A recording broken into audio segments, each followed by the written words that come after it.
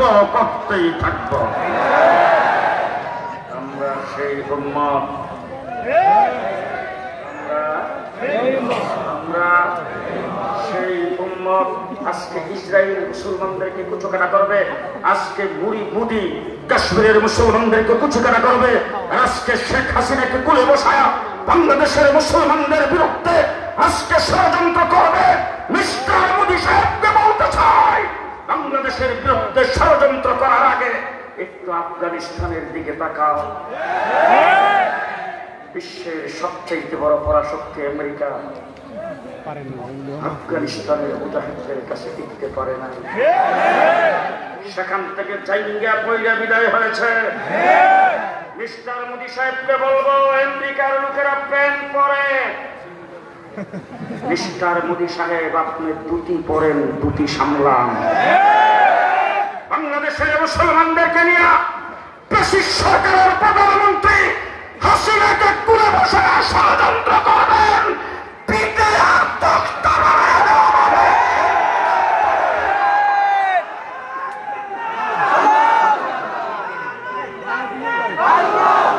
আজকে পরিষ্কার ভাষায় বলে যাচ্ছে, মিস্টার মোদি সাহেব, আপনার রাষ্ট্র বড়, আমাদের চতুর্দিকে আপনি ঘেরাও করে রেখেছেন। আপনার অস্ত্র বেশি, আপনার সৈন্য বেশি, আপনার মাল সরঞ্জাম বেশি, আপনার সব কিছু বেশি, আপনার ক্ষমতা বেশি, কিন্তু আমরা মুসলমান হিসাবে আপনার কি ক্ষমতা আছে সেটা দেখার আমাদের টাইম নাই। ঠিক কিনা বলেন? ১.৫ মাস পর্যন্ত রিমান্ডে ছিলাম ডিবি অফিসে। কি পরিমাণ নির্যাতন করেছেন সেইগুলি আপনাদের সামনে বলার টাইম নাই। তবে একটি কথা শুধু বলে যাচ্ছি, 7টা টিম আমাকে রাত্র দিন 24 ঘন্টা খাড়া করে রেখে জিজ্ঞাসাবাদ করত। যখনই যে টিম সামনে আসতো, প্রথম কথাটা আঙ্গুল উঁচা করে বলতেন, তুই পাকিস্তানি রাজাকার, তুই পাকিস্তানি রাজাকার। তোর হাফিজ হুজুর ছিল পাকিস্তানি রাজাকার, তোর মুফতি আমিন ছিল পাকিস্তানি রাজাকার, তোর শাইখুল হাদিস ছিল পাকিস্তানি রাজাকার, তোর মুফতি আব্দুর রহমান ছিল পাকিস্তানি রাজাকার। আকাবের উলামায়ে কেরামের নাম ধরে ধরে গালিগালাজ করত পাকিস্তানি রাজাকার বলে। আমি আপনাদেরকে জিজ্ঞেস করতে চাই, শালবাড়ির মুফতি সাহেব এখানে আছেন, আমার বন্ধুবর হযরত মাওলানা ইউনূস সাহেব এখানে আছেন, মুরব্বী উলামায়ে কেরাম এখানে আছেন।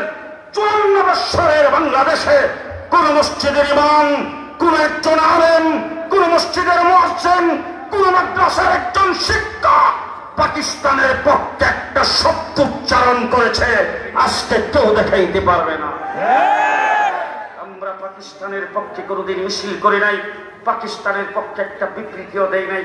তারপরেও তোমরা আমাদেরকে পাকিস্তানি রাজাকার বলে গালি দিয়েছ, কিন্তু তোমরা যখন বক্তৃতায় দাঁড়াইতা তখন বলতা ভারতের সাথে আমাদের স্বামী স্ত্রীর সম্পর্ক।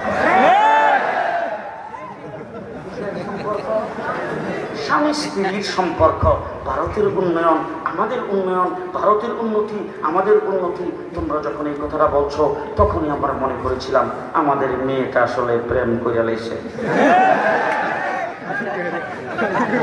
এখন আপনারা বলুন তো দেখি, মেয়ে যখন প্রেম করে তখন বাপ ভাই তাদের দায়িত্ব কি?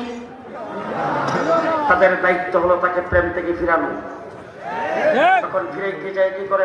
সাবধান, সে যেন মোবাইল করতে না পারে, সাবধান চিঠিপত্র যেন লিখতে না পারে, সাবধান কাউকে দ্বারা যে কোনো খবর দিতে না পারে, সাবধান দরজা আটকে রাখো, সাবধান জানালা আটকে রাখো, সাবধান তার ছেদ দাও, ঘর থেকে যেন বের হইতে না পারে।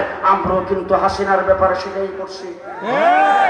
বাংলাদেশ যখন মোদিকে গুজরাটের কসাই, সেই মোদিকে যখন আনতে চেয়েছে, আমরা রাজপথে নামে স্লোগান দিয়েছে, মোদির মতো কসাইকে বাংলাদেশে আসতে দেওয়া যাবে না।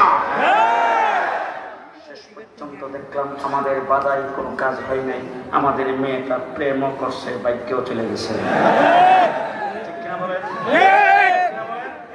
এবার মেয়ে যখন বাইকে চলে গেছে, এখন আমাদের প্রথম দায়িত্ব হলো, মিস্টার মোদি তোমার কাছে আমাদের মেয়ে বিয়ে দেব না, ফেরত দাও, ফেরত দাও, তাড়াতাড়ি ফেরত দাও।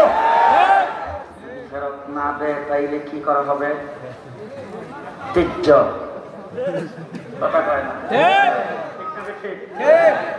শেখ হাসিনাকে যদি মোদি ফেরত দেয়, আজকে প্রকাশ্যে বলে গেলাম, 15 বছরে যে হত্যাকাণ্ড করেছে, প্রকাশ্যে তার ফাঁসি হবে।